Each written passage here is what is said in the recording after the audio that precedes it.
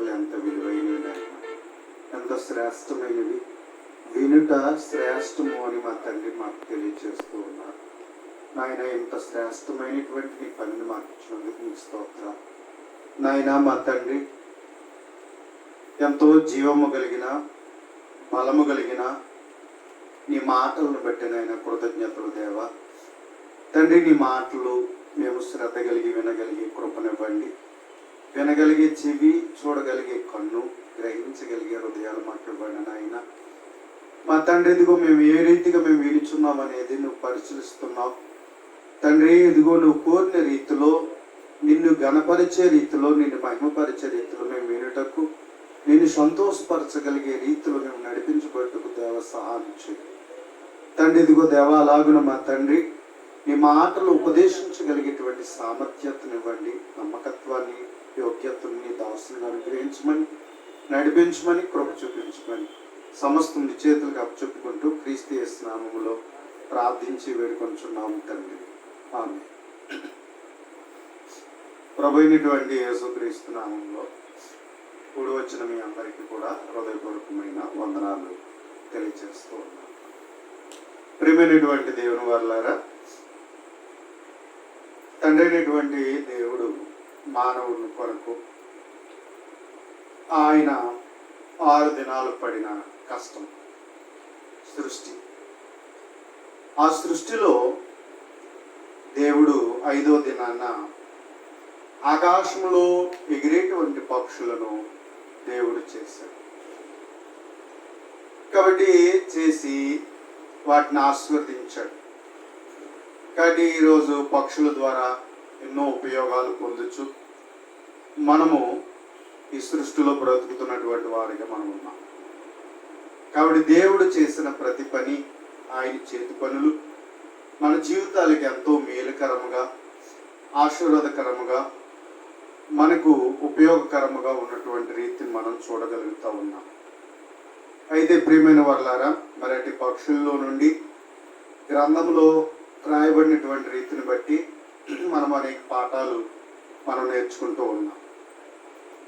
ఈ దినాన్ని దేవుడు పిచ్చుకల నుండి రాయించినటువంటి మాటలను బట్టి మనం ఆ సంగతులను ఆలోచన చేద్దాం. పిచ్చుక చాలా అల్పమైన, చిన్నదైనటువంటి పక్షి.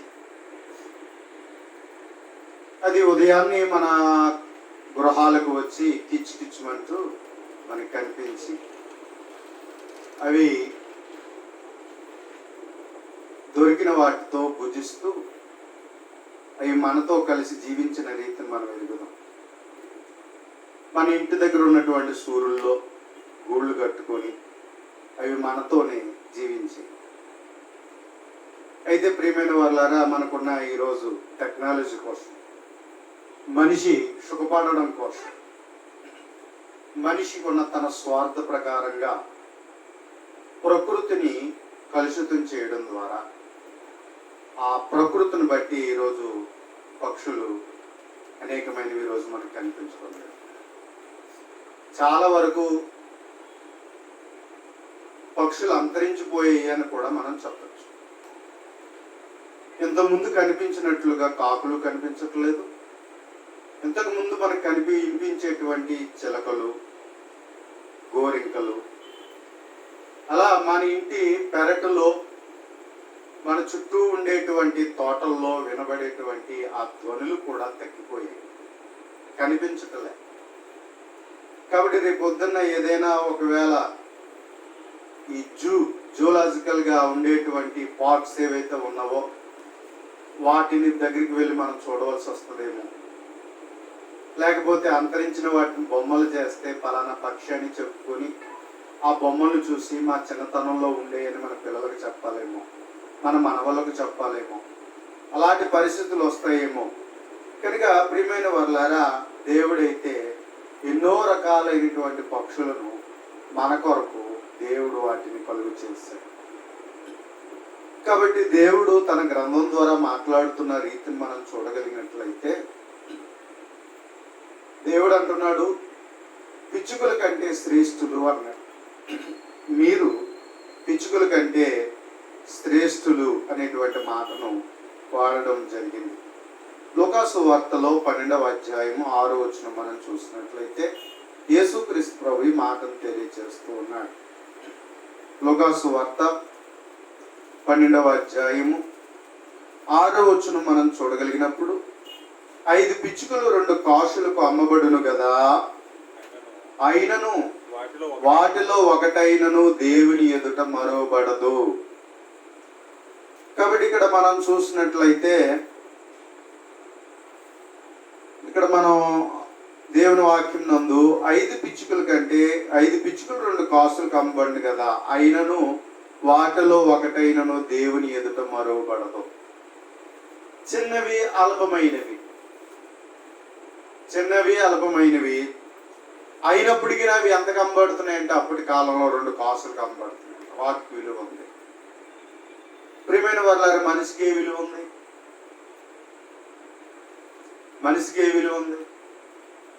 మనిషికి వెనకాల ఏమైనా విలువైన ఉంటేనే విలువైన వాడికి ఎంచుతారు, లేకపోతే అసలు మనిషిని లెక్కే చేయరు కదా.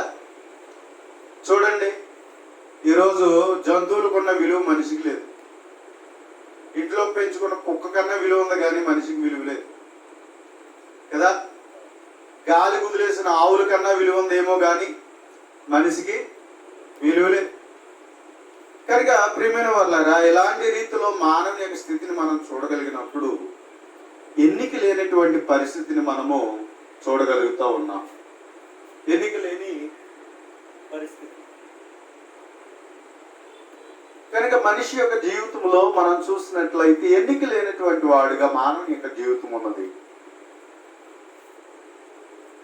కనుక అందులో మరి ముఖ్యముగా దేవుని పిల్లల పట్ల మరీ వివక్షత ఏర్పడుతున్న పరిస్థితి మనం చూస్తున్నాం. పూర్వం నుండి నేటి వరకు కూడా దేవుని నమ్ముకున్నవాడు, దేవుని కొరకు బ్రతికేవాడు ఎప్పుడు కూడా విలువ లేని వాడిగా ఉన్నాడు.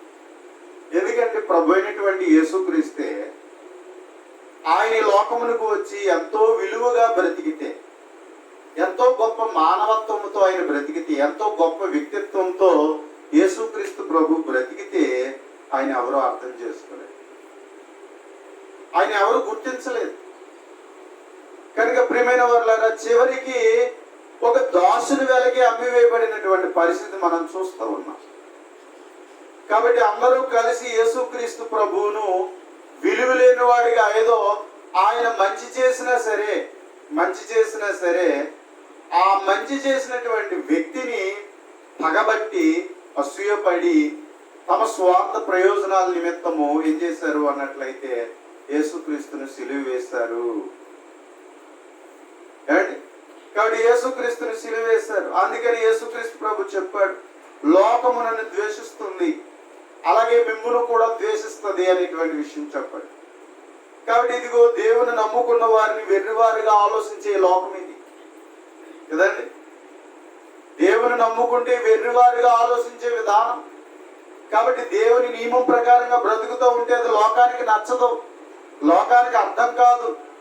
ఎవరికి త్వరపడి ఎవరో అర్థం చేసుకోరు. ఇంట్లో వాళ్ళు అర్థం చేసుకోరు, బయట వాళ్ళు అర్థం చేసుకోరు కదండి. కనుక ప్రియమైనటువంటి వారులారా, ఈ విధంగా చూస్తే దేవుని పిల్లలు లోకంలో ఎన్నిక లేని వాళ్ళు, దేవుని పిల్లలు లోకంలో ఎన్నిక లేని వాళ్ళు, ద్వేషింపబడేటువంటి వాళ్ళు.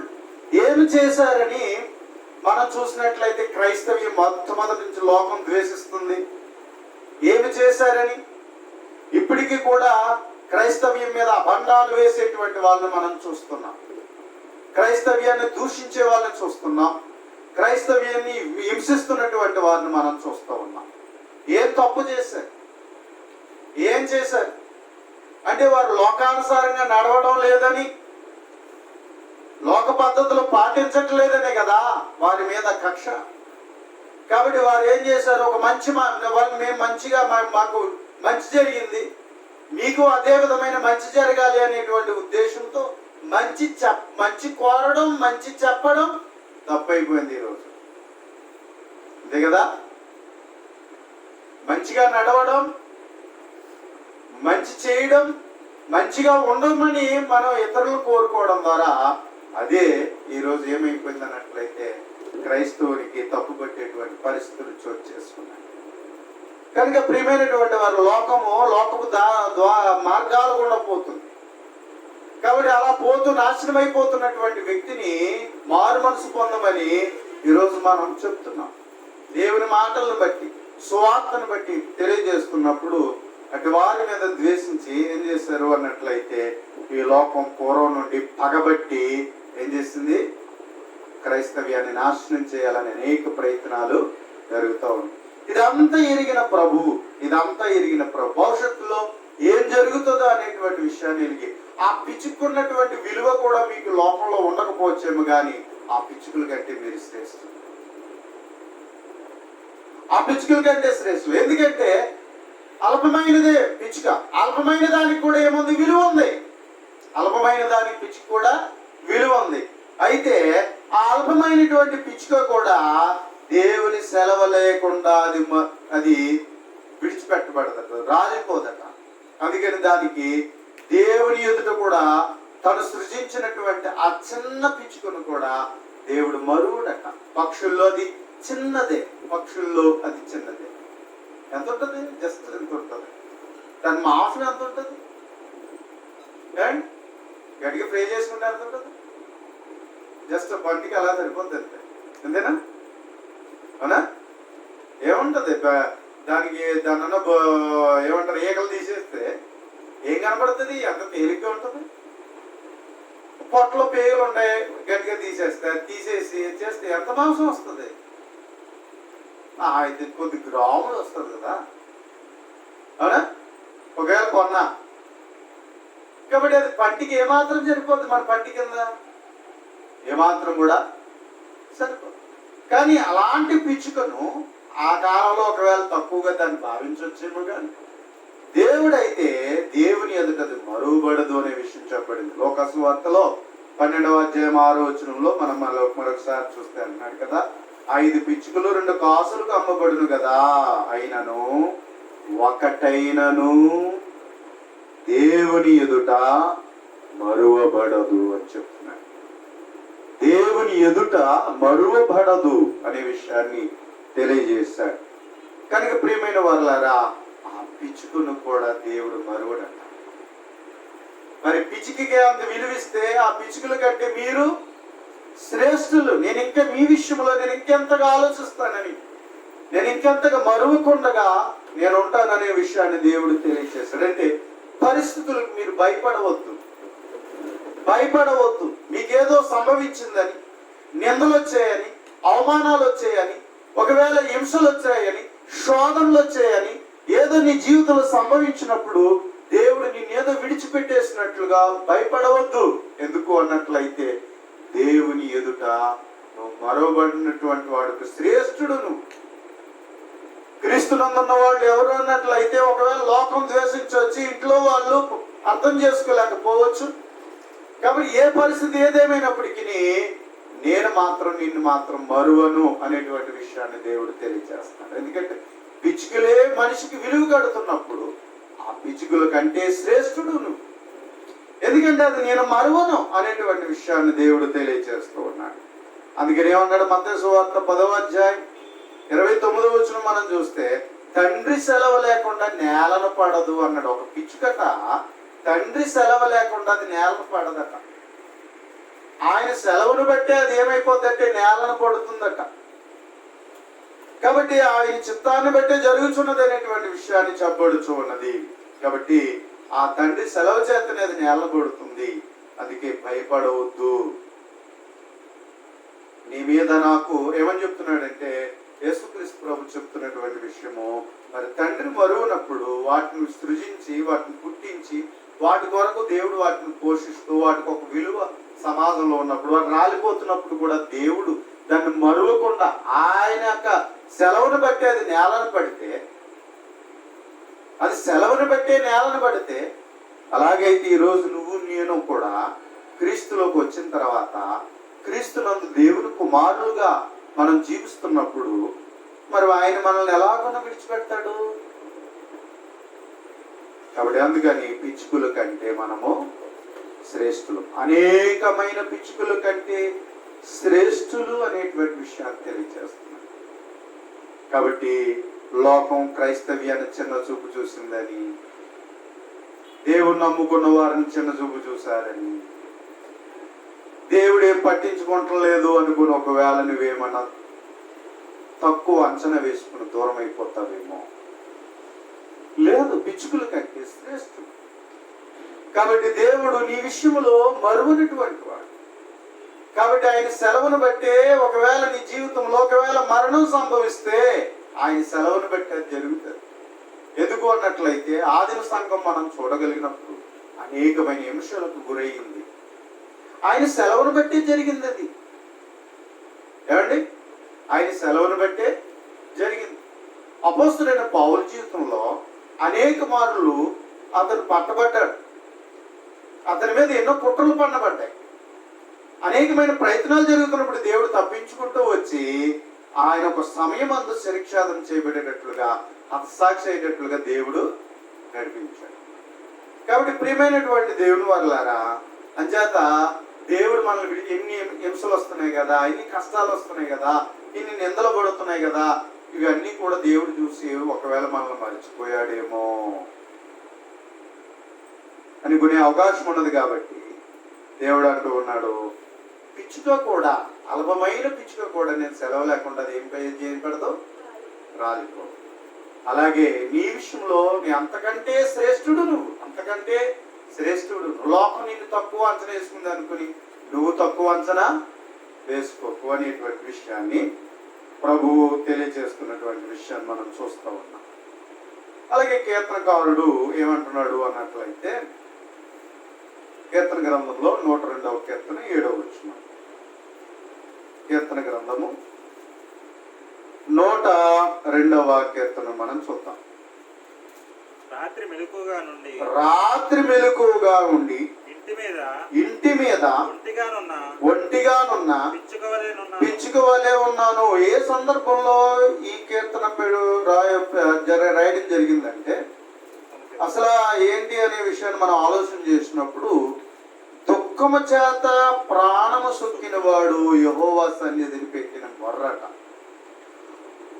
కాబట్టి అందుకే నా ప్రార్థన ఆలకించుము అని చెప్తూ, నా కష్టదినమును ఇముకుడు ఉండకము, నా చెవి యొగ్గుము, నా మొరను ఆలకించుమని చెబుతూ, పొగరిగిరిపోనట్లు నా దినాలు తరిగిపోవచ్చున్నవి, పొయ్యిలోని కాలిపోనట్లు నా ఎముకలు కాలిపోయి ఉన్నవి, ఎండ దెబ్బకు వాటిని గడ్డి వలె నా హృదయం వాడిపోయి ఉన్నది, భోజనము చేయటికే నేను మరిచి ఉన్నాను, నా మూలుగల శబ్దములు నా ఎముకలు నా దేహమును కట్టుకుని పోయాయి, నేను అడవిలో గూడబాతుని పోలి ఉన్నాను, పాడైన స్థలములో పైడి కంటి వలె ఉన్నాను, రాత్రి మెలకువగా ఉండి ఇంటి మీద ఒంటిగానున్న పిచ్చుక వలె ఉన్నాను. అంటే ఈ విధమైన పరిస్థితి నాకు ఉంది. దినమెల్లా నా శత్రువులు నన్ను నిందించున్నారు, నా మీద వెర్రి కోపం గలవారు నా పేరు చెప్పి ఏం చేస్తున్నారండి, శపిస్తున్నారు. అంటే ఇన్ని కష్టాల్లో ఉన్నాను. ఇలా కష్టాల్లో ఉండి నా బ్రతుకు ఎలా ఉన్నదంటే, ఇంటి మీద ఉండేటువంటి ఒంటిగానున్న పిచ్చుక. ఒంటిగానున్న పిచ్చుకి ఏమవుతుంది, భయము కలుగుతుంది కదా. రాత్రి వేళలో దానికి ఎలా నిద్ర పడుతుంది ఒంటిగా ఉన్న పిచ్చుకి? ఎందుకన్నట్లయితే ఏమో ఏ శత్రువు వస్తుందో తన్ని ఎలాగ తనను ఎత్తుకుపోతుందో. కాబట్టి అందుకని అదేం చేస్తుందంటే, ఒంటిగా ఉండి అదేం చేస్తుంది, ఇంటి మీద అది అలాగా భయపడుతూ ఉంటుంది. అలాంటి పరిస్థితి నేను కలిగి ఉన్నాను, వణుకుపోతున్నాను అన్నట్లుగా నా పరిస్థితి అలా ఒంటరితనముతో ఉన్నటువంటి, మూలుగుతూ ఉన్నటువంటి పరిస్థితి ఉన్నది అనేటువంటి రీతిలో ఇక్కడ కీర్తనకారుడు కీర్తన స్తుతిస్తూ రాయబడినటువంటి రీతి. కాబట్టి ఏముంది, శత్రువుల భయం, ఇంకేముంది, నిస్సహాయత. కానీ దేవుడు మాత్రం ఏం చేస్తాడు, దేవుని యొక్క సెలవు లేకుండా ఏం జరగదు, రాలిపోదు. దేవుడు దానిని మరువడు. దేవుని ఎదుట అది మరువబడదు అనేటువంటి విషయం మనకి చెప్పబడింది. కాబట్టి దేవుడు విడిచిపెట్టేవాడు కాదు. కాబట్టి ఆయన ఏం చేస్తాడంటే, ఆయన సహాయము చేయగలిగినటువంటి వాడు. కానీ మన జీవితంలో మనకి ఏదైనా సమస్య ఎదురైనప్పుడు మనం ఇలాగే మూలుగుతూ ఉంటాం, బాధపడుతూ ఉంటాం, దిగులు పడుతూ ఉంటాం. కానీ ప్రియమైన వారులారా, మన మొరను ఆలకించి దేవుడు మనకు సహాయము చేయగలవాడు. ఎందుకంటే ఆయన ఎదుట మనం ఎప్పుడు కూడా మరువబడలేదు సుమా. అందుకే ఏమని చెప్పబడుతున్నది? ఏం చెప్తున్నాడు దేవుడు? ఏం చెప్తున్నాడు? హెబ్రీ పత్రికలో 13వ అధ్యాయం 5వ వచనం మనం చూసినట్లయితే, హెబ్రీ పత్రిక 13వ అధ్యాయం 5వ వచనం మనం చూసినట్లయితే, ధనాపేక్ష లేని వారై మీకు కలిగిన వాటితో తృప్తి పొంది ఉండుడి. నిన్ను ఏమాత్రమును విడువను, నిన్ను ఎన్నడును ఎడబాయను అని ఆయనే చెప్పను కదా. కాబట్టి ప్రభు నాకు సహాయకుడు, నేను భయపడను. నరమాత్రుడు నాకేమి చేయగలడని ధైర్యంతో చెప్పగలవారమై ఉన్నాం. కాబట్టి ఆలోచించండి, చాలా మంది జీవితాల్లో డబ్బు లేకపోతే జీవితం లేదనుకుంటున్నారు. అవునా? ఈరోజు లోకంలో ఎవరు చూసినా సరే ఏముందండి, డబ్బు లేకపోతే బతికేముందండి అంటున్నారు కదా. ఎవరు చూసినా ధనం ధనం ధనం ధనం. అందుకోసం దేవుణ్ణి కూడా విడిచిపెట్టేస్తున్నారు, దేవుని సన్నిధికి కూడా దూరం అయిపోతున్నారు. అవునా? దేవుణ్ణి మర్చిపోతున్నారు, దేవుని సన్నిధికి దూరం అయిపోతున్నారు. కాబట్టి ప్రియమైనటువంటి దేవుని వారలారా, చాలా మట్టుకు జీవితాలలో ధనాపేక్ష, ధనం కోసం ఏమైనా చేయడానికి ఆలోచించడం లేదు. లోకంలో ఉన్నవారు అలాగే ఉన్నారు, దేవుళ్ళలో ఉన్నవారు అలాగే ఉన్నారు. లోకంలోనూ ఉన్నవారు అలాగే ఉన్నారు, దేవుళ్ళలోనూ ఉన్నవారు కూడా అలాగే ఉన్నారు. కాబట్టి ఎవరు చూసినా ధనం ధనం ధనం లేకపోతే మనిషి బతుకు విలువేముందన్నట్టుగా. కాబట్టి అందుకని మనిషి ప్రాపులాట్ మనం చూసినట్లయితే ధనం. అందుకని దేవుడైతే రాయించిన మాట ఏంటంటే, ఆయన చెబుతున్న మాట ఏంటంటే, ధనాపేక్షకులై ఉండకుడి, ధనాపేక్షకులై ఉండకుడి. అంటే ధనం మీద ఏముండకూడదట? అపేక్ష ఉండకూడదు. ధనం మీద ఏముండకూడదు? అపేక్ష ఉండకూడదు. ఎందుకు దేవుడు ధనం మీద ఉండకూడదు అని చెప్తున్నాడంటే, ఒక మంచి మాట అండి. నేను బైబిల్ చదువుతున్నప్పుడు నాకు ఒక మంచి ధైర్యంగా తెలియపరచబడుతున్న సంగతి చూడండి, మీరు కూడా చూడండి ఏమంటాడో. 62వ కీర్తన చూద్దాం అందరం కూడా.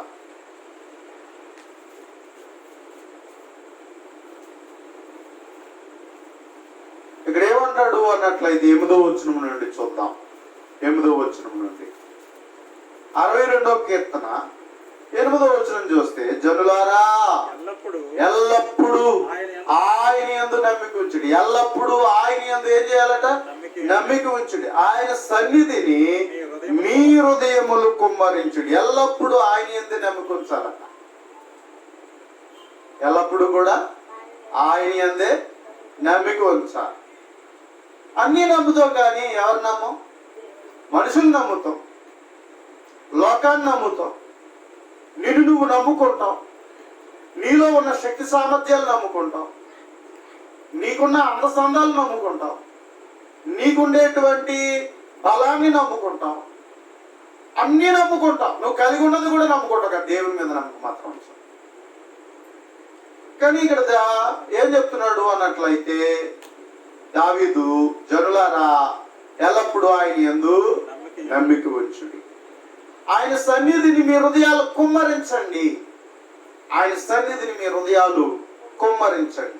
దేవుడు మనకు ఆశ్రయం, దేవుడు మనకు ఆశ్రయం. ఏ పరిస్థితిలోనైనా సరే, ఎలాంటి పరిస్థితుల్లోనైనా సరే దేవుడు మనకి ఆశ్రయం. ఆయన మనతో ఉండేవాడు, మనకి ఆదుకునేవాడు, అభయం ఇచ్చేవాడు. కాబట్టి అందుకే దేవుడు మనకు ఆశ్రయం. అలుపులైన వారు ఒట్టు ఊపిరి, గనులైన వారు మాయాస్వరూపులు, త్రాసుల వారు అందరూ తేలిపోదురు. ఒట్టి ఊపిరి కన్నా అలకనగా ఉన్నారు. బలత్కారముందు నమ్మిక ఉంచుకుడి, దోచుకుని చేత గర్వపడకుడు. మనుషులు ఇలా ఉన్నారు. ఏమండి? ఎలా తయారయ్యారు? మాటలతో, చేతలతో బెదిరించి, అదిరించి ఈరోజు ఏం చేస్తున్నారు? బలత్కారంగా దోచుకుంటున్నారు. అవునా? ఎంత గదవేస్తారండి? ఏమన్నా అన్నాం అనుకోండి, కాదు తగ్గించవచ్చు కదండి అన్నాం అనుకోండి, ఏమన్నా ఉన్నాయా, ఏదో తక్కువ వచ్చింది అనుకున్నావా అంటాడు. యాక్చువల్గా అందులో లాభం ఉంటుంది, సగం లాభమే ఉంటుంది అక్కడ. కానీ ఏం చేస్తాడు? మాటలతో గదివేస్తాడు. పోమ్మా చెప్పుకోవచ్చో అంటాడు.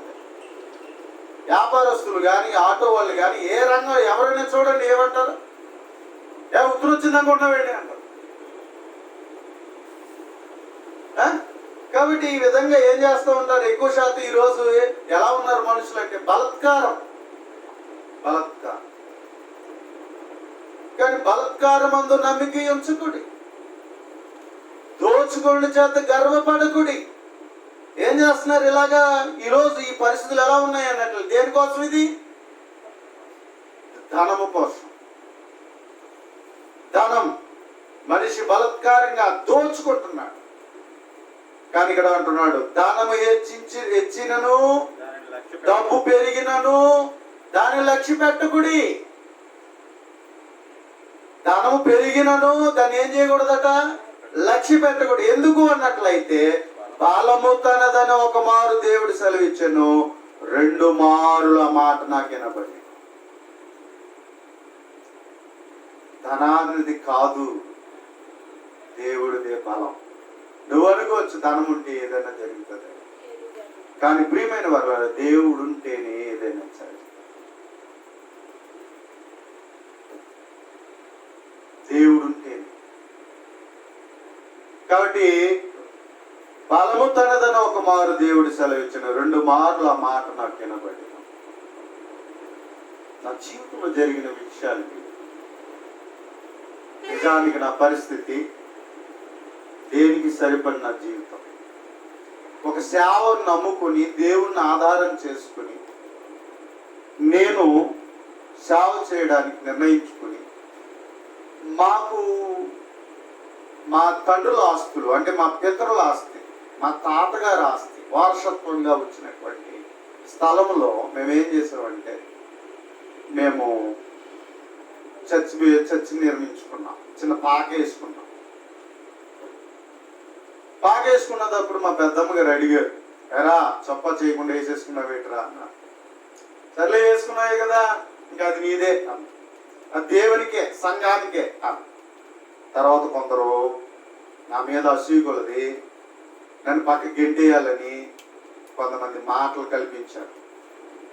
ఏం కల్పించారు అన్నట్లయితే, చివరికి ఆవిడ దగ్గరికి, అమ్మ మంచి రేట్లు వస్తున్నారు, మేచ్ కదా, ఎందుకది మనకి వ్యతిరేకంగా గట్టిగా సంఘం చర్చి ఎదురుకుండా చర్చి కడతాడా అని చెప్పేసి, నేనేమో ఓల్డ్ స్థలంలో మా పితరుల స్థలంలో నేను వేసుకున్నాను, వాళ్ళు ఏమో ఆక్రమించుకున్న స్థలంలో వేసుకున్నాను.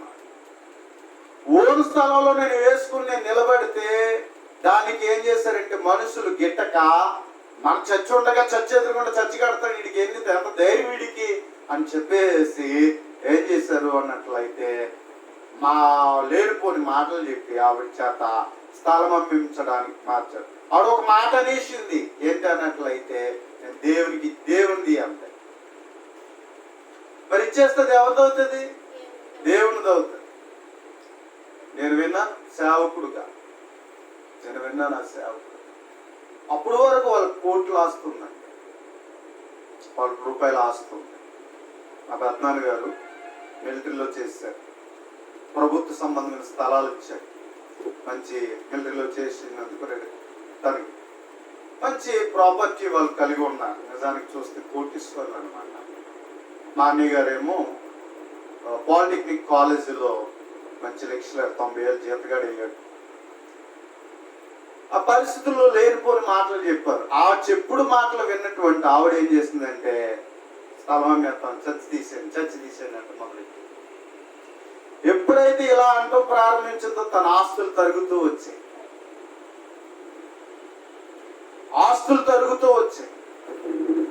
ఇంచుమించు నేను 2005లో తర్వాత నేను వేసుకున్నాను. 2005 తర్వాత 2017 నేను ఏం చేశాను అంటే, పాక వేసుకున్నాం. మా తండ్రి గారు ఆయన కొంత ఆయన చేసినటువంటిది మ్యాక్సిమం. మేమేమీ ఆశించలే. పొలం అమ్ముకున్నారు, పొలంలో కూడా మేమేమి ఆశించలేదు, మేము అడగలేదు, ₹1 మేము తెలియదు. చాలా లేనిపోని మాటలు మా మీద వేశారు. నాకు తెలుసు ఏం జరుగుతుంది. అందులో మా తండ్రులు ఇద్దరు స్థలాన్ని అమ్ముకున్నారు. వాళ్ళు స్థలం అమ్ముకుని శరిసగం చేసుకున్నారు. ఆ లెక్క ప్రకారం మాకు శరిసగం వస్తుంది. ఆ ప్రకారం నేను ఇమ్మని నేను అడిగాను.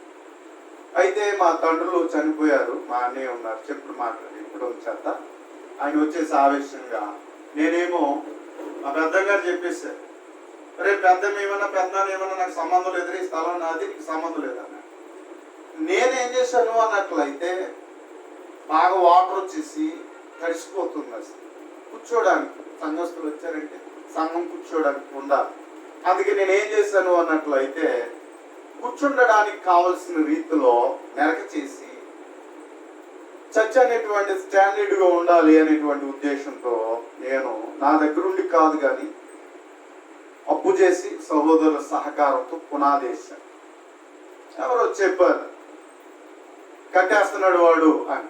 నేనేదో బాగుపడిపోతున్నాను. ఎందుకంటే నేను ఎప్పుడు ఎవరిని చేజార్చనండి. ఇప్పుడు వచ్చి నేను ఇదికి పని చేసుకోండి మీరు ఇస్తారా ఎవరా అని అడగలే. మీరు ఉంటేనే ఇవ్వండి, అది రూపాయి ఇచ్చిన తీసుకుంటాను కానీ బలవంతంగా మాత్రం ఎంత ఇవ్వండి, ఎందుకు ఇవ్వాలి ఎప్పుడే నేను అడగల. నాకు తెలియదు అలా అడగడం కూడా. కాబట్టి అలా చేసిన పరిస్థితుల్లో జరిగినటువంటిది ఏంటంటే నా జీవితంలో అప్పు చేసుకుని ఇంచుమించు నేను చాలా వరకు అప్పు చేసే లక్షలు, అంటే 2 లక్షలు పైబడి దరిదాపు 3 లక్షలు. ఈ పరిస్థితి నా జీవితంలో కలిగి ఉన్నప్పుడు మా బ్రదర్ వచ్చి ఏమని చెప్పారంటే బెదిరించాడు. ఆయన యాక్చువల్గా నన్ను జైల్లో పెట్టించాలనుకున్నాడట. జైల్లో పెట్టించడానికి సిద్ధపడ్డాడు. చెప్పుడు మాటలు విని అప్పటికి ఒకరు, దేవుడు మన పక్షాన ఉంటాడుగా, ఎవరితో వెళ్తున్నావు నువ్వు, ఎవరితో పెట్టుకుంటున్నావు నువ్వు, దేవుని సేవకుడు వాడు, నువ్వు చేసేది చాలా తప్పు, ఆఫ్ చేయి అన్నాడట. ఆగాడు. ఆ తర్వాత చక్కటి ఆరోగ్యవంతంగా ఉన్న వ్యక్తి దగ్గరికి మేము వెళ్ళాం. సంఘం అంతా కలిసి వెళ్ళి బతిమాలుకున్నామని వెళ్తే అసలు ఏమనుకుంటున్నారు, నువ్వు ఏం పెట్టుకుని వచ్చావు, గొడవ పెట్టుకున్నాకు వచ్చావా, ఇక్కడే ఉంటాను, నలుగురు వస్తారు, రావాల్సిన వాళ్ళు వస్తారు, చేతులు కట్ అయిపోతాయి, ఏమైపోతుందో తెలియదు, మొత్తం ఏమనుకుంటున్నావు, నేనేం చిన్నవాడిని కాదని బెదిరించాను. నా కోర్టుకి కూడా నువ్వు సరిపోవాలి. ఇంకేం మాట్లాడలేక మీ నాన్న అలాగా ఇలాగా అలాగా అన్నాడు. సరే నేను ఒక్క మాట అనలే. సరే అన్నయ్య, నేను ఏదైనా చేస్తుంటే క్షమించు, ఐఎమ్ సారీ అని చెప్పేసి నేను దిగిపోయాను. ఇంకేం మాట్లాడలే. ఒక చేతగాని వాళ్ళకి దేవుని మీద భారం వేసుకుని నేను వచ్చేసాను. నిజానికి అప్పుల భారం అయిపోయారు, చివరికి ఏమీ లేని స్థితి. నిజమే, కోర్టుకు కూడా సరిపోయినటువంటి నా పరిస్థితి. అలాంటి పరిస్థితిలో ప్రియమైనటువంటి దేవుని వల్ల నేను ఏడ్చాను. నేను చర్వ జరిగిన కొన్ని విషయాలు విన్నప్పుడు కన్నీరు పెట్టుకున్నాను. నేను దేవా ఏంటి నేను అంటారు, నేను ఏం చేయగలను అని. కానీ వితిన్ 2 months తనకు 2 కిడ్నీలు ఫెయిల్ అయ్యాయి. తర్వాత తెలిసింది, వెళ్ళాను, బాధపడ్డాను. ఇంక నానా మాటలు అన్నారు, నేనేదో తప్పు చేసిన వాళ్ళగా నన్ను రకరకాల మాట్లాడినారు. కానీ ఏం పట్టించుకోలేదు. దేవా ఏంటో న్యాయం నీకు తెలుసు నాయన, వారు అన్న మాటను బట్టి నేను చేశాను. దేవుంది అన్నారు, అప్పటి నుంచి నేను ఇప్పుడు దీని కొరకు ఎలాగైనాను నిర్ణయించుకుని నేను ఒకటే తీర్మానం చేసుకున్నాను. దేవుంది అయితే నా పిల్లలకు వద్దు, నాకు వద్దు, చర్చ వేస్తే అంతే అని నిర్ణయించుకున్నాను.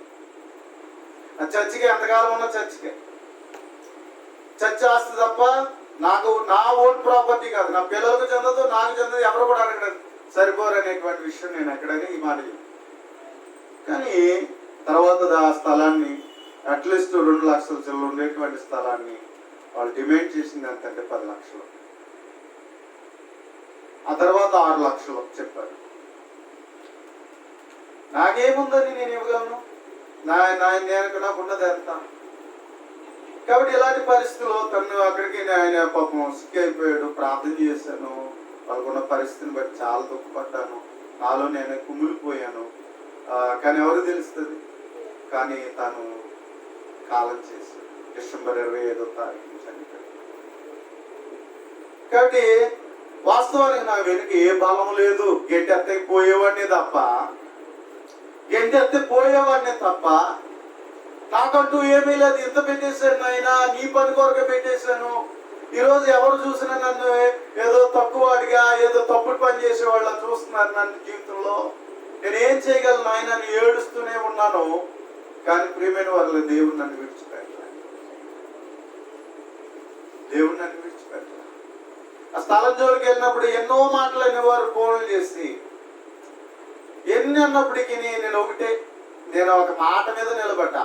దేవునిది అని వారు మాట ఇచ్చారు, ఆ మాట మీద నేను నిలబడ్డా. కానీ అందులో నాకంటూ ఏదో ఉండిపోవాలన్న స్వార్థంతో నేను ఎప్పుడు ఆలోచించలేదు. కానీ ఆ విధంగానే దాన్ని నిర్మించుకుంటూ ఇప్పటికీ కూడా దాన్ని ఏం చేశానంటే, గొప్పగా పోకుండా వచ్చి ఒక గుడారం కింద ఏదో గుడ్లతో ఇలాంటి గ్రీన్ క్లాత్లతో నేను దాన్ని నిర్మించుకుని అక్కడ వర్షిప్ చేసుకున్నాం, దేవుని పరిచర్య జరిగిస్తున్నాం. కాబట్టి ఏది స్వార్థం లేకుండా. కానీ దేవుడు నన్ను విడిచిపెట్టలేదు, దిక్కులేని స్థితిలో నన్ను విడిచిపెట్టలేదు. అలా అని చెప్పేసి ఎవరినైనా ఎప్పుడైనా నేను అడగలేదు ఎక్కడ కూడా, అయ్యా ఇదిగో చర్చ పరిస్థితి ఇది, ఎవరైనా ఏదైనా సాయం చేయని ఒక్క రూపాయి నేను అడగలేదు. అంతకంటే దరిదాపు ఇంచుమించు అవన్నీ చేయడానికి 10,000 పైన ఖర్చు అయింది. కానీ ఎవరిని సంఘస్థులు కూడా అడగలేదు ఇవ్వండి, ఆ సంఘస్థులు కూడా అడగలేదు. నా దగ్గర ఉన్న రూపాయితోనే అవన్నీ జాయిగా ప్రతిదీ చేసి వాళ్ళు బతిమాలుకొని, సంఘస్థుల్ని బతిమాలుకొని, ఆ మట్టి సరి చేసుకుని అవి చేసుకుని ఆ పునాది మీద ఈరోజు మేము ఉంటున్నాం. దేవుడు నన్ను దిక్కులేని స్థితిలో దేవుడు నన్ను విడిచిపెట్టలేదు. ధనాపేక్ష కొరకు నేను ఎక్కడికి పోయి ఎవరిని చేజార్చాను? దేవుడు ఒక మాట అన్నాడు, ధనాపేక్ష ఏమన్నాడు? కలిగి ఉండకూడదు. ఇక్కడ ఏమన్నాడు? ధనముని ఇచ్చించను, దాన్ని లక్ష్య పెట్టకూడదు. బలము తనదని ఒక మారు దేవుడు సెలవిచ్చాను, 2 మార్ల మాట నాకు వినబడింది. నన్ను ఎన్నో రీతిలుగా కదిపి నన్ను తరిమేయడానికి ఎన్నో ప్రయత్నాలు చేశారు. కానీ దేవుడు నన్ను అలాగే నిలబెట్టాడుగా. నాకేముంది? నా వెనకాల ఏముంది నిలబడ్డానికి? నేను నిలబడ్డాను, నాకంటూ ఏమీ లేదు. కానీ దేవుడే నన్ను నిలబెట్టాడు. దేవుడే నన్ను నిలబెట్టాడు. కనుక ప్రియమైన వాళ్ళారా, బలము దేవునిది అంతే.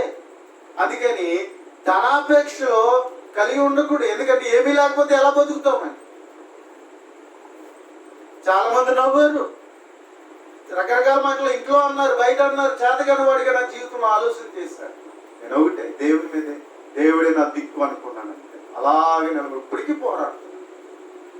దేవుడే న్యాయం చేస్తాడని ఎదురు చూస్తున్నాను అంతే. కాబట్టి ప్రియమైనటువంటి దేవుని అలా అని చెప్పేసి నేను ఎక్కడ కూడా గొడవలకు కానీ దేనికి కానీ ఏది చేయలే. ఏదన్నా ఉంటే భారం ఉంటే మనసులో పెట్టుకుని కుమిలిపోయి దాన్ని దేవునికి చెప్పుకోవడం తప్ప అంతమించి నాకేమి తెలియదు. కాబట్టి ఏవేవో చెప్పినా నేను భయపడలేదు. ఎందుకన్నట్లయితే దేవుడు సమర్థుడు.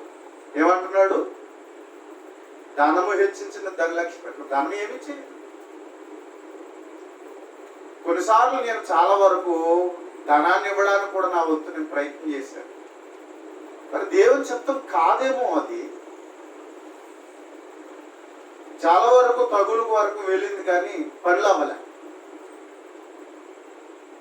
జరగనవ్వలేదు దేవుడు. అక్కడికి నేను 1,00,000 రూపాయలు రెడీ చేసుకుని ఇంకో 1,00,000 కూడా కట్టడానికి ఇంచుమించు 2 లక్షలు ఇవ్వడానికి సిద్ధపడిపోయాను. అయినా పని అవ్వలే. అది దేవుని చిత్తం అనుకుంటా. ఎందుకంటే ఒక ఆవిడ పెద్ద ఆవిడ చెప్పేసింది, డౌట్ అంతా వచ్చేసింది. ఏమని? దేవునిది. కనుక ప్రియమైన వాళ్ళ దేవునిది అన్నప్పుడు ఎవరికి ఇచ్చేసాడు? అది దేవునికి ఇచ్చేసాడు. దేవుడు ఊరుకుంటాడా? ఆ దేవుని కొరకు జరిగే పని. కాబట్టి ప్రియమైన వాళ్ళ ఆ విధంగా జరగదు. అందుకని దేవుడు ఒక మాట అంటుంది, నిన్ను విడువను ఎడబాయి, నేను విడువను ఎడబాయి, నేను నీకు తోడుగా ఉంటాను. నరమాత్రులు ఏమి చేయగలరు? అందుకని మనం ఎప్పుడు కూడా సమాధానకరమైన రీతిలోనే దేవుని చిత్తానుసారంగా మనం నిలబడితే ఏమీ లేకపోవచ్చు. నిజానికి నాకు మేము గట్టిగా మాట్లాడడం మా వెనకాల పెద్ద మనుషులు కూడా ఎవరు లేరు. గట్టిగా మా పక్షాన్ని నిలబడి అడిగేవాడు పెద్ద మనుషులు కూడా లేరు. నేను చెప్తున్నాను, ధైర్యం చెప్పి మేమున్నామని నిలబడేవాళ్ళు మాకు ఎవరూ లేరు. చూసి నవ్వేవాళ్ళు తప్ప. నా పక్షాన్ని మాట్లాడే వాళ్ళు ఎవరు లేరు, నా వెనక ఎవరు లేరు. అలాగే వెళ్ళి అలాగే దేవుని మీద ప్రార్థన చేసుకోవడం, నువ్వే నాయన మాకు దిక్కు అనుకుని వెళ్దాం. కానీ దేవుడే నడిపిస్తున్నాడు, దేవుడే నిలబెడుతున్నాడు. కనుక ప్రియమైనటువంటి దేవుని వల్ల అందుకని ధనం కాదు, మనం బలము దేవునిది. జబ్బుంటేనే అన్నీ అవుతా అంటారు, కాదు. ధనం కాదు, దేవుడు. అందుకే ఎవరిని ఇద్దరు యజమానులకు దాసులుగా ఉంటారు. దేవునికి సిరికి దాసులుగా ఉండరు. అసలైన సర్వశక్తిమంతుడైన దేవుడు నీకు తోడుగా ఉంటే నీ ఎదుట అసాధ్యమైనది కూడా దేవుడు సాధ్యం. అది దేవుని చిత్తమైతే, అది దేవుని చిత్తమైతే ఆయన చిత్తానుసారంగా దాన్ని చేయగల సమర్థుడు దేవుడు. అందుకని మనం ఆయనకి అప్పచెప్పాలి. అక్కడికి నేను ఏమైనా తప్పు చేస్తున్నానని లోపల నా మనస్సాక్షి నేను గద్దించుకున్న పరిస్థితులు ఉంటాయి. దేవా అప్పటికే అడిగాను నేను, దేవా నీ చిత్తమైతే ఉంచు, లేదా దాని తొలగి మరొక మార్గం చూపించు. నాకు ఇదే కావాలని కాదు, నువ్వు అంతకన్నా గొప్పగా నన్ను ఎక్కడికైనా నడిపించగలవు, నన్ను అలాగైనా చేయను ఆయన అని చెప్పేసి నేను కొన్నిసార్లు తెగించేసి కూడా మాట్లాడిన పరిస్థితులు కూడా ఉన్నాయి. అప్పటికి వాళ్ళు చెప్పాను, మా అన్నయ్యకి ఇదే అవసరమే ఏంటో, ఒకవేళ నన్ను అమ్మేసుకుని డబ్బుని మీరు చేసేసుకుని నేను ఎక్కడికన్నా పోతాను అనుకుంటున్నాను. ఇదే అవసరమైతే అమ్మేసుకుని మీరు డబ్బులు చేసుకుని పోని, ఇదిగో వైద్యానికి ఉపయోగించుకోండి, కానీ నా దగ్గర నయా పైసలు లేదు. మీరు అడిగినట్టు నేను తెచ్చేయగల సామర్థ్యత నా దగ్గర లేదు. అవసరం మీద మీరు అమ్మేసుకోండి, నేను కాదన్ను, ఇచ్చేస్తాను ఇప్పుడే అని అంటాను. నేను దానికి నేను అడ్డు చెప్పానని కూడా చెప్పాను. కనుక ప్రియమైనటువంటి దేవుని వాళ్ళగా ఏదైనా దేవుని చిత్తం కానీ మన ఇష్టమో కనుక అందుకని ధనం కాదండి, మనం దేవుణ్ణి ఆశ్రయించాలి. ప్రతి విషయంలో దేవుణ్ణి ఆశ్రయించాలి. దేవుని మీదే నమ్మిక ఉంచాలి. ఏ పరిస్థితి అయినా సరే దేవుని అందే నమ్మిక ఉంచాలి. మరొక విషయంలో పిచ్చుకుని గురించి మనం ఆలోచన చేస్తే, పరిశుద్ధ గ్రంథంలో కీర్తనల గ్రంథం 84వ కీర్తన 3వ వచనం.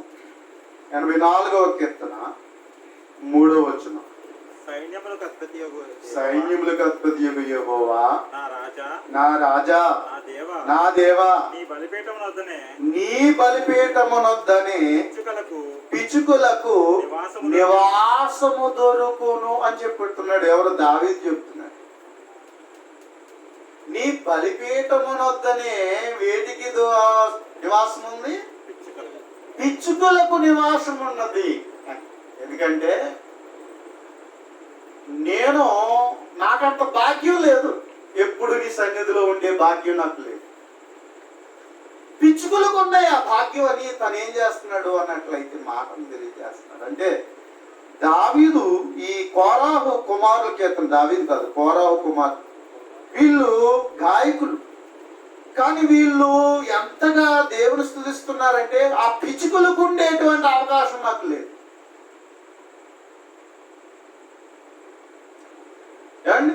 అలా భావిస్తున్నాడు. ఎందుకు అన్నట్లయితే ఈ పైనుంచి మనం చూసినప్పుడు నీ నివాసములు ఎంత రమ్యములు. ఎందుకంటే పాత నిబంధనలో ప్రత్యక్ష గుడారం దగ్గరికి వెళ్ళాం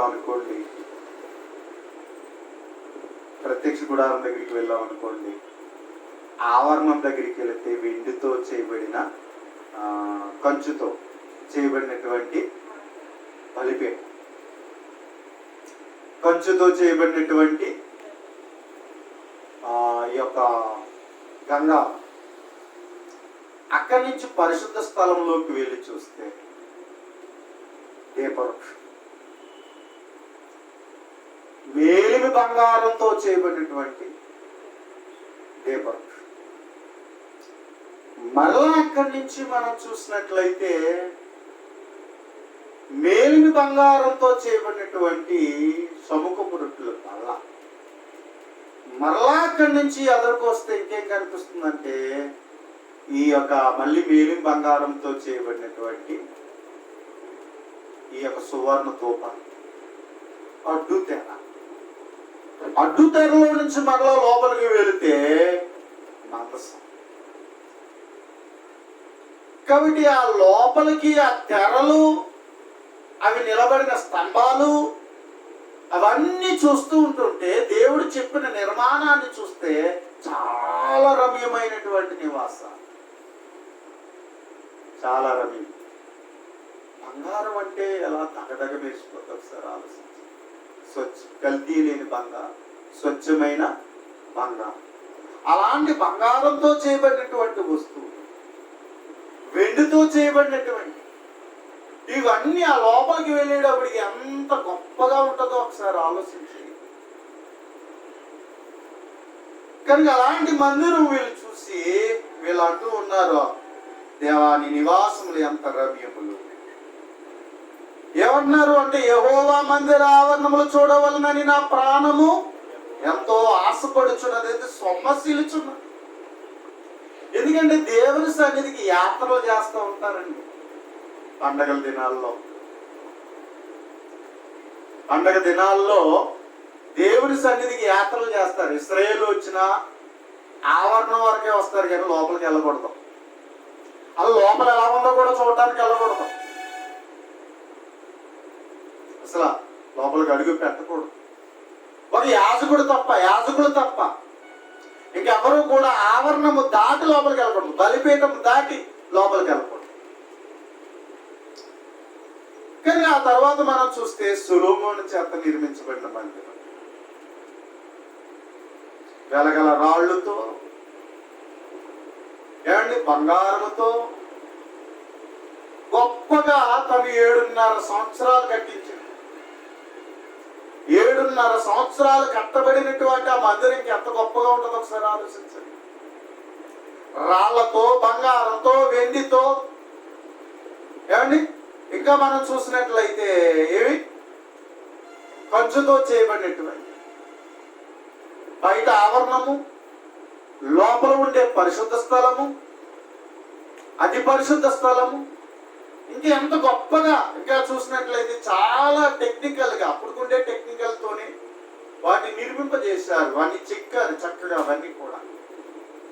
మరి అంత సుందరమైనటువంటి దేవాలయాన్ని చూడడానికి వాళ్ళు ఏమంటున్నారు, దేవుని మందిరాన్ని చూడాలని ఆశతో వెళ్తున్నారట.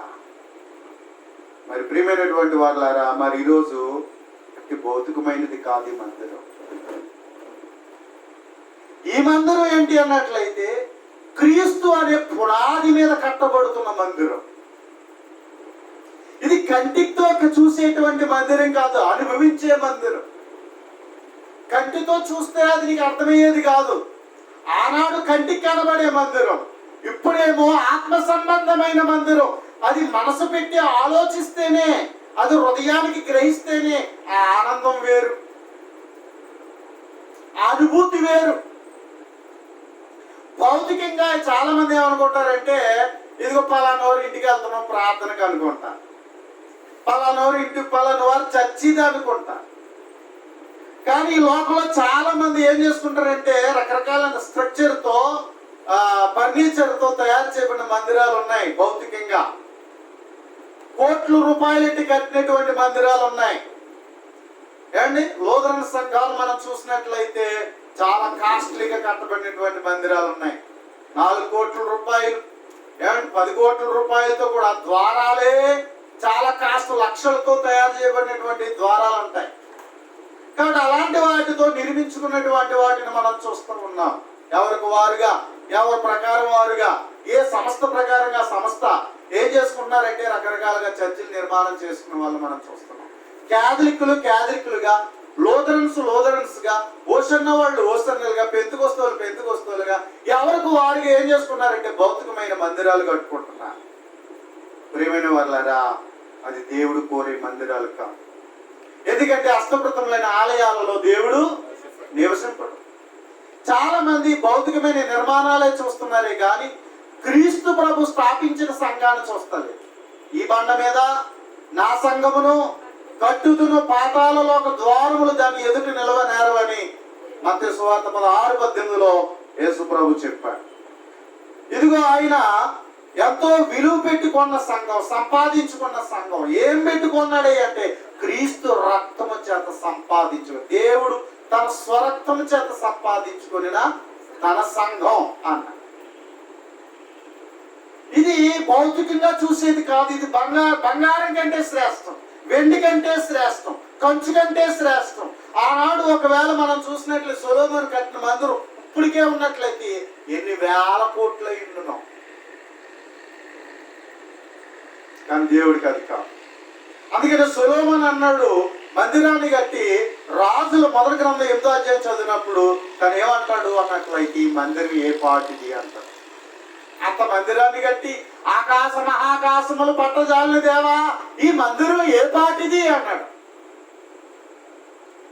అంత విలువైన మందిరం కట్టి, అంత గొప్ప మందిరాన్ని కట్టి, అవునా?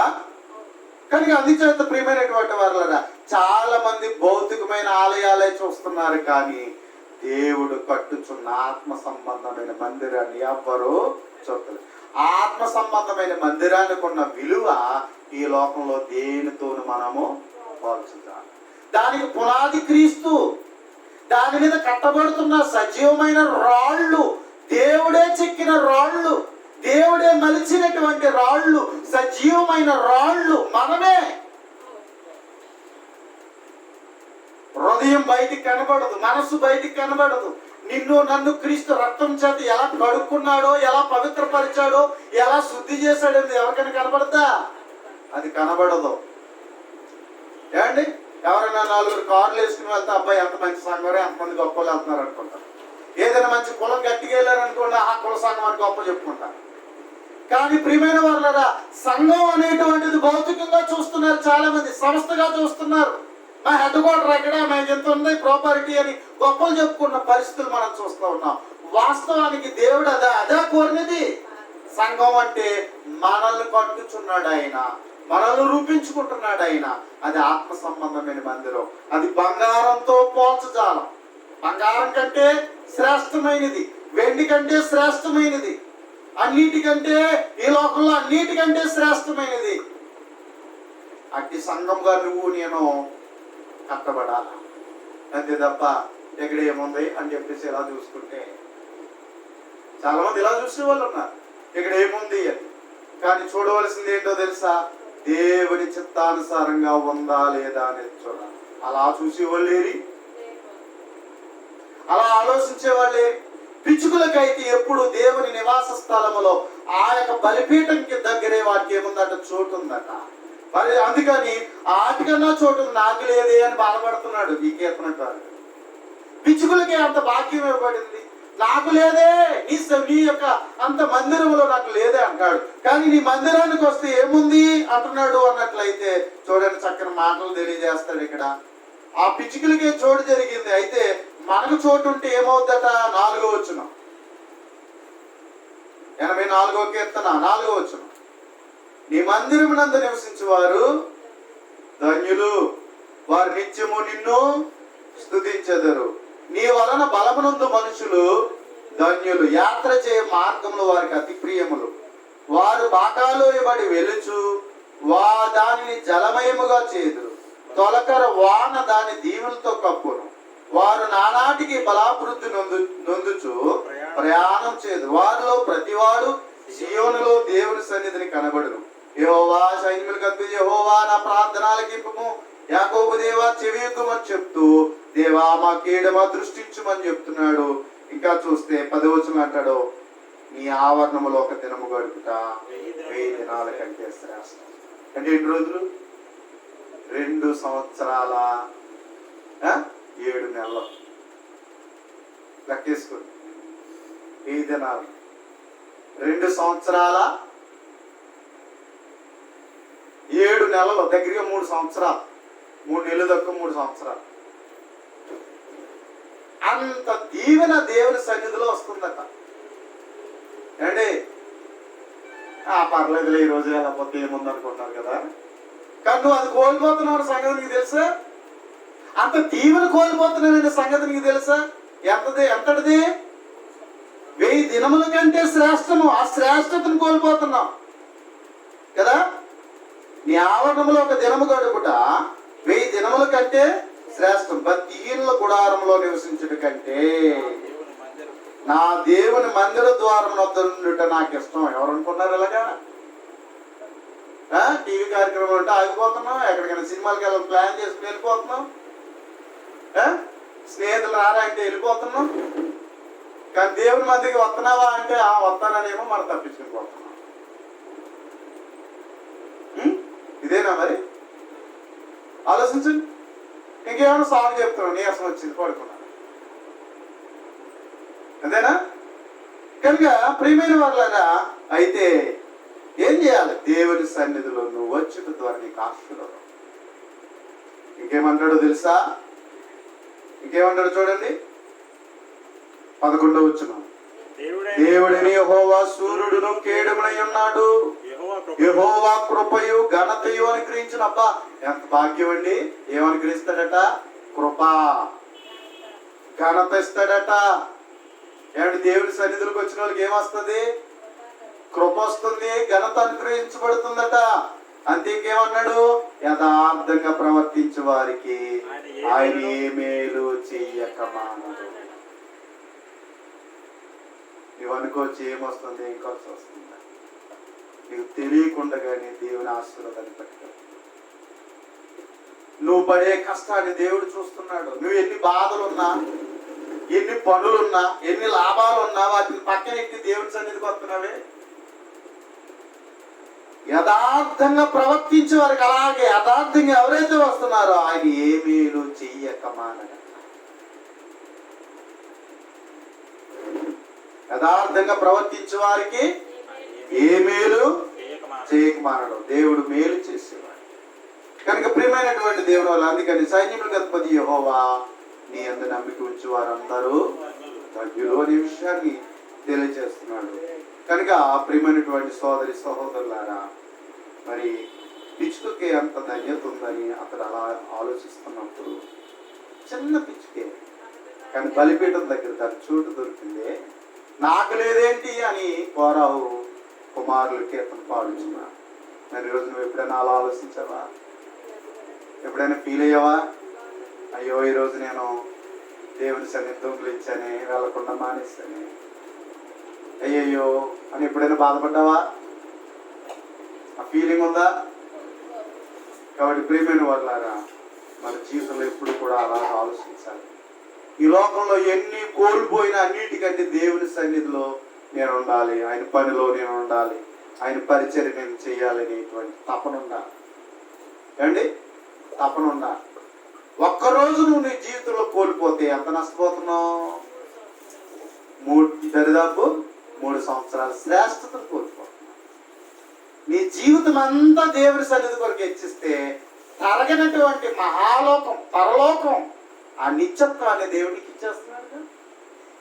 దేవుని సన్నిధిలో ఆయన సన్నిధి మనకి ఇస్తే, ఆయన సన్నిధిలో ఆయన చోటిస్తే, ఆ చోటులో మనం బ్రతికి ఆయన ఇచ్చిన అవకాశాన్ని సద్వినియోగం చేసుకుంటే దేవుడు ఎక్కడ తీసుకెళ్ళిపోతాడంటే మనల్ని? పరలోకం. ఎంత భాగ్యం ఇచ్చింది, ఎంత ధన్యత, ఎంత ఆశీర్వాదం! దీనికన్నా గొప్పది ఏంటండి? దేవుని దగ్గరికి వచ్చి భౌతికమైన అడుగుతుంటారు చాలా మంది. అవి ఎంత వాటికన్నా ఎక్కువగా మనం ఏం అడగాలి? ఏం ఎదగాలి? మొదట ఆయన రాజ్యమును నీతిని వెతకాలి.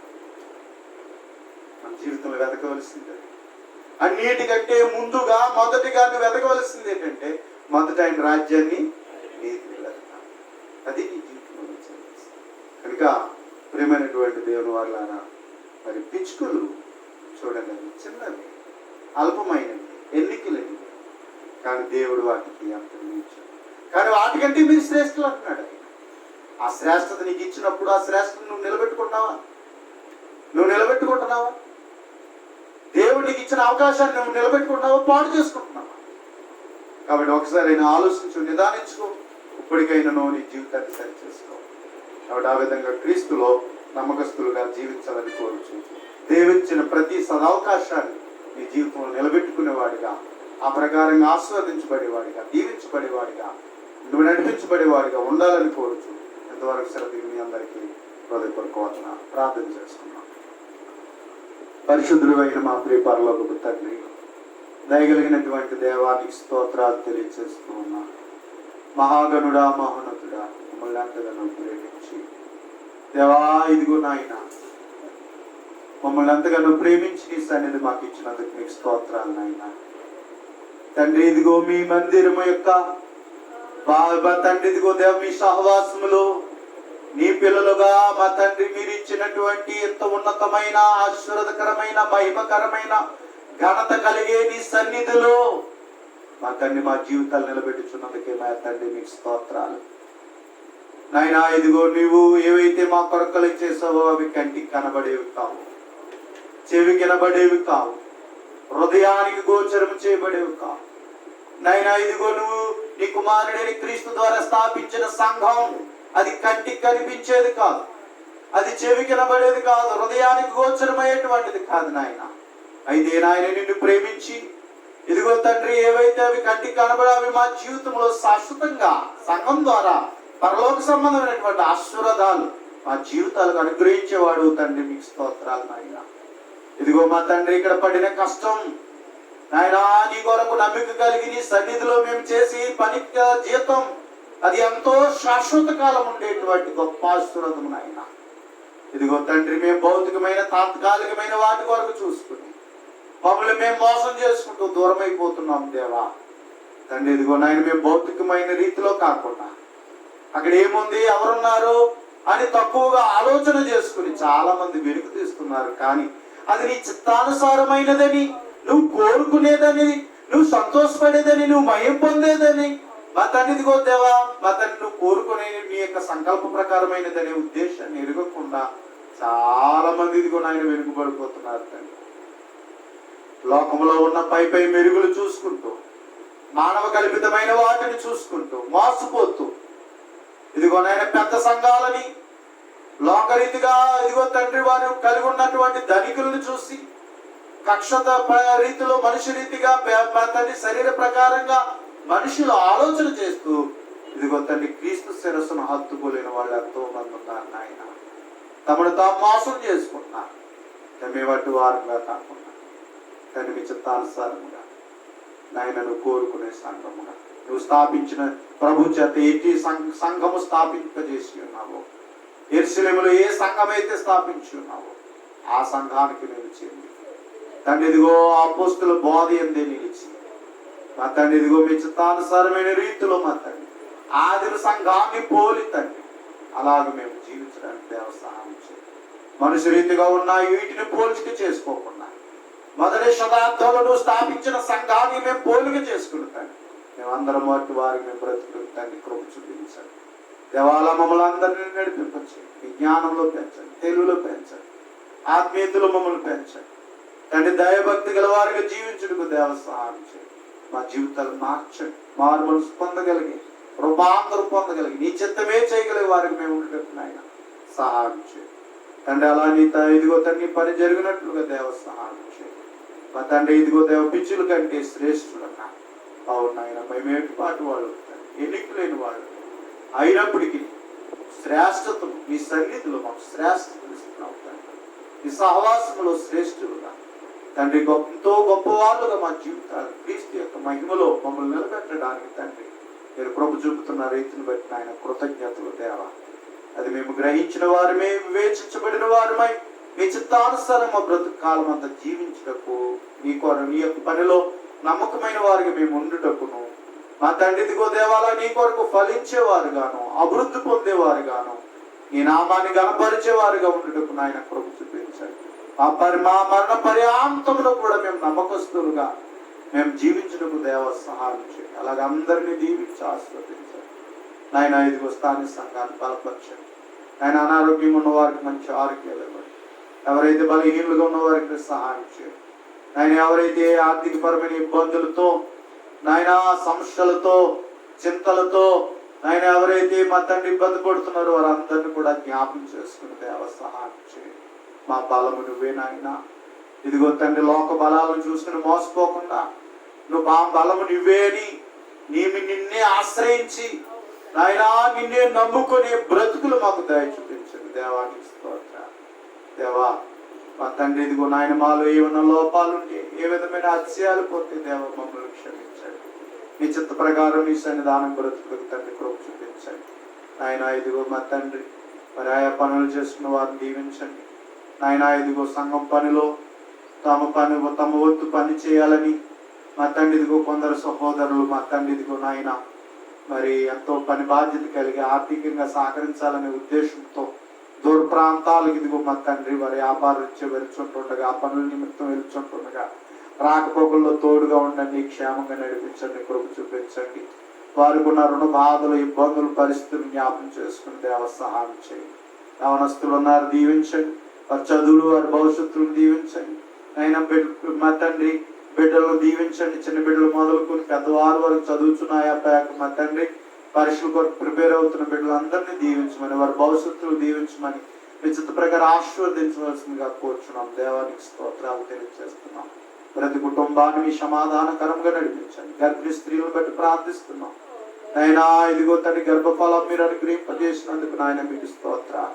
నెలల నిండి చుట్టుండగా రోజులు గడుస్తూ ఉంటుండగా మా తండ్రి ఇదిగో నాయన పిండము చక్కగా మీరు ఇచ్చిన ఫలము చక్కగా అభివృద్ధి చెందుటకు తండ్రి ఇదిగో దేవా నెలలు నిండుచున్నప్పుడు నాయనా ఇదిగో తండ్రి తల్లి బిడ్డలు క్షేమంగా ఉండగలిగేటువంటి కృపణపడి అంటే ఆరోగ్యం దాయి చూపించండి. సుఖమైన ప్రశ్వాన్ని నడిపించండి. అంటే ఆనందం సంతోషం నాయన బిడ్డలకు దయ కుటుంబాలకు దయ చూపించండి.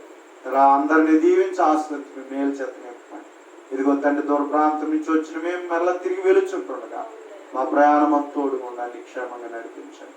అలా మా తండ్రిని పనులు మమ్మల్ని వాడుకోండి, నీ సేవలు మమ్మల్ని వాడుకోండి. నీ పరిచర్య ఇదిగో సంఖ్యలో నాణ్యతలో మా తండ్రి దైవభక్తిలో నాయన ప్రతి ఒక్కరు నడిపించబడ్డానికి సహాయం చేయండి. ఎంతో మంది వాక్యం తెలియక నిన్ను ఎరుగక నీ సత్యవాక్యం తెలియక ఎంతో మంది నశించిపోతున్నారు దేవా.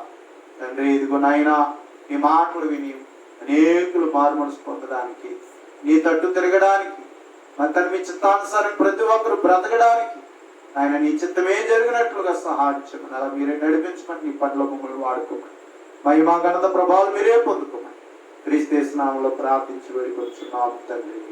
ఆమేన్. అందరికీ వందనాలు.